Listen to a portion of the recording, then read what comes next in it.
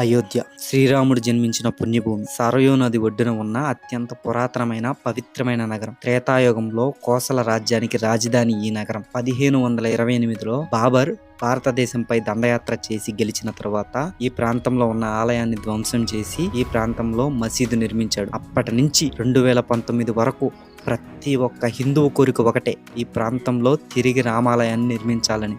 ఆ కోరిక ఫైనల్ గా 2022లో నరేంద్ర మోడీ గారు శంకుస్థాపన చేశారు. ఇంచుమించుగా 500 సంవత్సరాలు మన దేశంలో మన దేవుడికి మన ప్రాంతంలో ఆలయాన్ని నిర్మించడం కోసం ఫైట్ చేశాం. అయోధ్యకి రావడానికి మన విజయవాడ నుంచి డైరెక్ట్ ట్రైన్ ఒకటి ఉంది, దానిలో వచ్చేయచ్చు. లేదంటే సికింద్రాబాద్ నుంచి డైరెక్ట్ ట్రైన్ ఉంది, దానిలో కూడా రావచ్చు.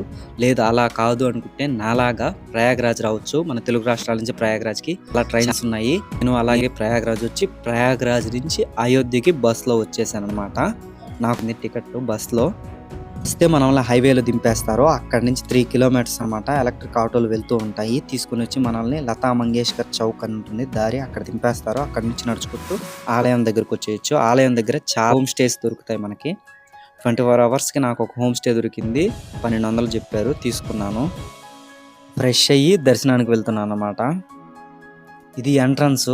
టెంపుల్ లోపలికి వెళ్ళేదానికి ఫోన్స్ కెమెరాస్ ఏం అలా ఉండవు అనమాట. మొత్తం బయట ఇచ్చేసి వెళ్ళిపోవాలి. ఈ అయోధ్య చుట్టూ చాలా వివాదాలు అలుముకొని ఉన్నాయి. వాటిని ఒక్కొక్కటి వివరిస్తూ వెళ్తానన్నమాట. 9000 సంవత్సరాలకు పూర్వం రాముడు పరిపాలించిన కోసల రాజధాని ఈ అయోధ్య నగరం. ఇది రాముడు జన్మించిన పుణ్యభూమి. అయోధ్యను సప్తపురి మోక్షాల్లో ఒకటిగా భావిస్తారు. అయోధ్య గురించి గరుడ పురాణం, స్కంద పురాణంలో కూడా ప్రస్తావించారు. అయోధ్యను సూర్యవంశానికి చెందిన మనువు కుమారుడైన ఇక్ష్వాకు నిర్మించి పాలించాడనమాట. అప్పటి నుంచి ఇప్పటి వరకు వారి పాలనకు సంబంధించిన అనేక గుర్తులు ఈ అయోధ్య చుట్టూ ఉన్నాయి.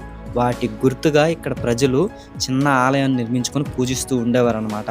1528వ సంవత్సరంలో మొఘలుల రాజైన బాబర్ భారతదేశంపై దండయాత్ర చేసి గెలిచాక ఇక్కడ ఉన్న రామాలయంపై దాడి చేసి బాబ్రీ మసీదును నిర్మించాడు. అప్పటి నుంచి 2019 వరకు ప్రతి ఒక్క హిందువు కోరిక ఒకటే, ఇక్కడ తిరిగి మళ్ళీ రామాలయాన్ని నిర్మించాలని.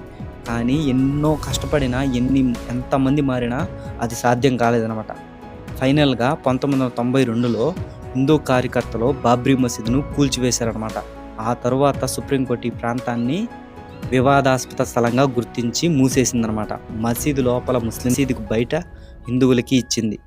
అరే, మన దేశానికి వచ్చి మన దేవుడు ఉన్న ఆలయాన్ని కూల్చేసి అక్కడ మసీదు కట్టుకొని మనల్ని బయటకు పొమ్మంటే మనం ఎలా ఊరుకుంటారో. ఫైనల్గా 2019లో సుప్రీంకోర్టు పురావస్తు శాఖని ఇక్కడ తవ్వకాలు నిర్వహించమని చెప్పింది అనమాట. తవ్వకాలు నిర్వహించగా ఇక్కడ రామాలయానికి సంబంధించిన అవశేషాలు బయటపడ్డాయి అనమాట. అప్పుడు 2019లో భారత సుప్రీంకోర్టు మసీదు కింద రామాలయం ఆనవాళ్ళు ఉన్నాయని ఫైనల్గా ఇక్కడ రామ మందిరం కట్టుకోవడానికి 2.5 ఎకరాల భూమిని కేటాయించింది. అలాగే ముస్లిమ్స్ మసీదు కట్టుకోవాలని 5 ఎకరాలు కేటాయించింది అనమాట. చూసారా ఎంత న్యాయమో. ఫైనల్గా 19 ఆగస్టు 5వ తేదీన నరేంద్ర మోడీ గారు ఇక్కడ రామ మందిరానికి శంకుస్థాపన చేశారు.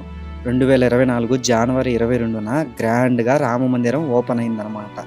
ఇది మన భారతదేశంలో ఉన్న ప్రతి హిందువు ఆనందంగా ఉండాల్సిన విషయం. మన భారతీయ సుప్రీంకోర్టులో 500 సంవత్సరాలు పోరాటం చేస్తే మన దేవుడు మన భారతదేశంలో నిజంగా ఉన్నాడని ప్రూవ్ అయింది. అయినా కానీ కొంతమంది తెలివైన వాళ్ళు దాన్ని ఒప్పుకోరు ఇప్పటికీ కూడా. అయోధ్యలో ఇంకా మనం చూడవలసిన ప్రదేశాలలో హనుమాన్ గర్హి ఒకటి. రామాలయం కూల్చివేసిన ఈ హనుమాన్ గర్హి ఆలయాన్ని కూల్చలేకపోయారనమాట. అప్పటి నుంచి ఇప్పటి వరకు ఈ ఆలయం అలాగే ఉంది.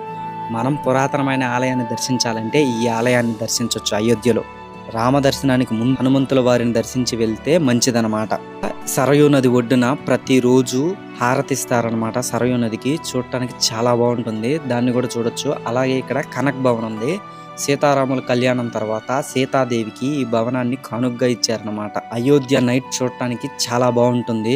మనం ఎక్కడ గమనించినా సరే మన యొక్క పుణ్య ప్రదేశం ఉన్న పక్కనే మసీద్ అనేది ఖచ్చితంగా ఉంటాయి. ఈ మొఘలులు పరిపాలించిన 400 సంవత్సరాల్లో మన ప్రతి ఒక్క పుణ్యక్షేత్రం పక్కన వాళ్ళు మసీదు నిర్మించారు. అయినా సరే మనం ఇంకా మసీదుల్ని కనీసం తాకలేకపోయాం. అదే వాళ్ళైతే ఇప్పటికీ కూడా మన ఆలయాల్ని కూలుస్తూనే ఉన్నారు. ఇది నవయుగ భారతదేశం అంటే. వీడియో నచ్చిందనే భావిస్తున్నాను. జై శ్రీరామ్.